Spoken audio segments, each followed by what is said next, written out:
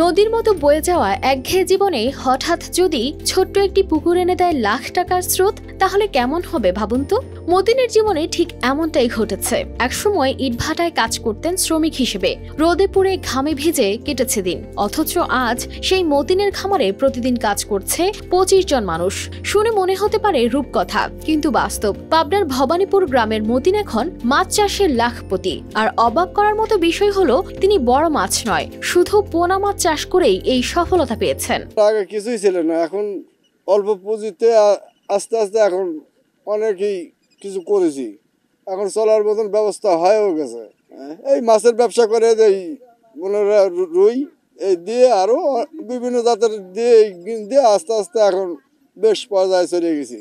5টা পুকুর আছে। মতিনের জীবনের মোড় ঘুরে যায় যখন তিনি তার স্ত্রী চম্পা খাতুনকে সঙ্গে নিয়ে সাহস করে সিদ্ধান্ত নেন। প্রশিক্ষণ ও ঋণ নিয়ে শুরু হয় পুকুরে পোনা মাছ চাষের নতুন অধ্যায়। প্রথম বছরেই লাভ হয় 5 লাখ টাকা। এখন তার 5টি পুকুর জুড়ে চলছে সুবর্ণ জাতের রুই, কাতলা, মৃগেল, সিলভার ও গ্লাস কাপ জাতের মাছের পোনা উৎপাদন। ঢাকা সহ দেশের বিভিন্ন প্রান্তে যাচ্ছে এই পোনা মাছ। প্রতিদিনই খামার ব্যস্ত থাকেন 20 থেকে 25 জন শ্রমিক। জাগরণ থেকে আমরা প্রশিক্ষণ নিয়ে আবার আমাদের অনেক কিছু গান সাহায্য করে। সবজি বিছন দেয়, গান অনেক কিছুই দেয়, সার জাল এগুলা দেয়। আমাদের অনেক কিছুই সাহায্য করে, চুন আবার খাও জাল এগুলো আমাদের দেশে। আমরা অল্প কিছু পুঁজি নিয়ে আমি জাগরণ থেকে আমরা এখন বড় পর্যায়ে গেছি। প্রথমে আমাদের 60,000 টাকা দেয়, তারপরে এখন আমরা 3 লক্ষ টাকা আমাদের ঋণ আছে জাগরণ থেকে। ওখান থেকে ধানি ছাড়ি ওখান থেকে একটু বড় করে আর এক পুকুরে নিয়ে আসলাম। নিয়ে আসি এই মাছটা আমি দেশে বিভিন্ন জায়গায় এই সুবর্ণ রুই ডেলিভারি সাবরাই দিই এবং আমার কাছে এবং এখনও পুনার গাড়ি আমার পুকুরি কাঁদি 3-4 কেনা আছে। এই সুবর্ণ রুই খুব খাঁটি, খুব সুস্বাদ এবং খুব বৃদ্ধিমান, বার ক্ষমতা বেশি। এই জন্য এই মাছটা আমি খুব পছন্দ করি, আবাদ করি। এই সুবর্ণ রুই প্রতিদিন ধরেন এবং এক পুকুরি জালনা বালি 5টা গাড়ি আসলি ধরেন 20,000 করে মাছ বেচলি 50, 75, 80 এরম বিক্রি করি। আমি 20 জন কাজ করি প্রতিদিনই। সেই পোনার ব্যবসা করে সব লাভবান হয়েছে, আমাদেরও কাজ চলতেছে, কাজ করে খাচ্ছি আমরা। রুইয়ের আমাদের লাভজনক বেশি হওয়ার কারণে আমি আমার ভাই মতিন ওনার থেকে এই সুবর্ণ রুই নিয়ে সারি আমি নিজেও লাভবান হয়েছি। আমার পুকুর আছে, আমি নিয়ে এটা চাষ করি। এটা খুব উন্নত, দ্রুত বাড়ে আর খাবার খায় কম, রোগ খুব কম হয়, রোগ বৃদ্ধি হয়ই না, আর দ্রুত সময় অল্প সময়ে বেশি বৃদ্ধি করে। খুব লাভজনক ব্যবসা হয়। আমি গল্প শুনেছি, শোনার পর থেকে আমি নাটক থেকে আইছি এই প্রণালীতে।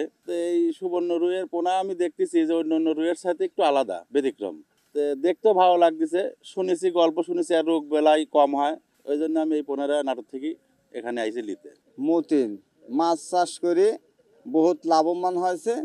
হ্যাঁ, তার কিছুই ছিল না, তার এভাবে দেখাচ্ছে মাছ চাষ করে অনেক কিছু করেছে। তার দেখা দেখি আশপাশের অনেকেই মাছ চাষে উৎসাহী হয়েছেন। শুধু পরিবারের সচ্ছলতাই নয়, মতিনের এই খামার এখন এলাকার অনুপ্রেরণা। আর এর পেছনে রয়েছে তার একনিষ্ঠ পরিশ্রম, প্রশিক্ষণ ও প্রযুক্তির সঠিক ব্যবহার। জাগরণী চক্র ফাউন্ডেশন ও পিকেসেফের আর্থিক ও কারিগরি সহায়তায় পোনা চাষ করে যে লাভবান হওয়া যায় এবং প্রতিষ্ঠা লাভ করা যায়, তার উৎকৃষ্ট উদাহরণ হচ্ছে মতিন প্রামাণিক।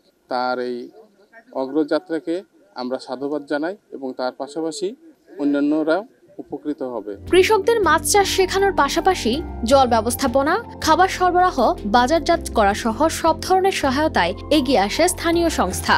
পোনা চাষে উদ্যোক্তা তৈরি প্রদর্শনী দেওয়া হয় এবং সেখানে আমরা মূলত অতি বর্ধনমূলক সুবর্ণ রুই আর কি পোনা 25,000 ধানি প্রদান করে থাকি। সেখান থেকে উনি পর্যায়ক্রমে এখন 5টি পুকুরে পোনার চাষ করতেছেন এবং লাভবান হচ্ছেন। এখানে তার দেখা দেখি আশেপাশে অনেকজন লোক পোনা নিয়ে যাচ্ছে এবং এটা প্রতিরূপায়ণ ভালো মতো হচ্ছে। পাশাপাশি আমরা পোনা চাষের উপর প্রশিক্ষণ এবং পরামর্শ দিয়ে থাকি। সরকারি সহায়তা ছাড়াও বেসরকারি উদ্যোগের মাধ্যমেও সমাজের পিছিয়ে পড়া মানুষদের ঘুরে দাঁড়ানো সম্ভব। তাই এসব সংস্থা যেন আরও কাজ করতে পারে, তার জন্য সরকারি পর্যায়ে উৎসাহ ও সহযোগিতা প্রয়োজন বলে দাবি কারো। News desk, RTV।